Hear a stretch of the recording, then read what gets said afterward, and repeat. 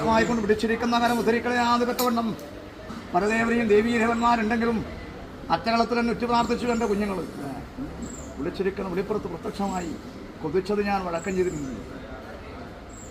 അതുകൊണ്ട് എൻ്റെ പയ്യന്നൂർ വിധമാരുടെ വേലുവട്ടത്തിനകത്ത് ഇതിനകത്തോണ്ടുമായിക്കൊണ്ട് എന്നെ കൂടെ കാണാനുള്ളതായ മഹായോഗം ഭാഗ്യം കൽപ്പിച്ചു. ഇല്ലത്തമ്മ ഇട്ടില്ലത്തിൻ്റെ വീരപുരുഷനായിരിക്കുന്ന ഗിരി ദൈവങ്കരമുൻ കൂടി വീഴുന്നിരിക്കുന്നതായ തണ്ടയും കൈ ഗണമത്തോൻ കൂടി കണ്ടുവല്ലോ. ആറ്റവും തോറ്റവും ആനമടിപ്പാനും കഴിഞ്ഞു, ആനച്ചന്തം കഴിഞ്ഞു, അരങ്ങനാന്മാര് കൊണ്ടുകൂട്ടി 4 കണ്ണും ദുഷിച്ചു കണ്ടു. ഉദയാരംഭ കാലത്ത് പിടിച്ചിരിക്കുന്നവരും മുതറിക്കളയൂല കേട്ടോ. കൂടിക്കണ്ട സന്തോഷം നേത്രത്തിനകത്ത് പതിഞ്ഞുവല്ലോ എൻ്റെ രൂപം അല്ലേ.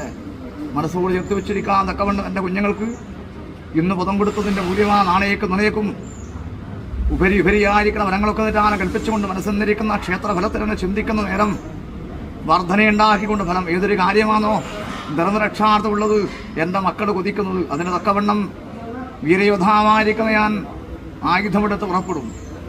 അതുപോലെ ഉപേക്ഷിച്ചില്ലാട്ടോ എൻ്റെ പയ്യനൂർ വരുമാണെന്നിരിക്കുന്നയ ശക്തി നിറഞ്ഞിരിക്കുന്നയ ഈ 42 ഭൂമിയിൽ നിന്ന് കൂടിക്കണ്ടത് പരമാർത്ഥം തന്നെ പരിരക്ഷ ചെയ്യുക.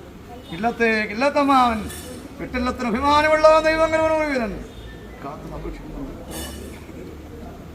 ശേഷമുള്ളവരെല്ലാം കരികരി അകത്തും പുറത്തും ബന്ധുവില്ലല്ലോ. ഞങ്ങളെല്ലാം അതിഥികളാണ് ഇവർക്ക്, എനക്ക് മക്കളല്ലേ അല്ലേ.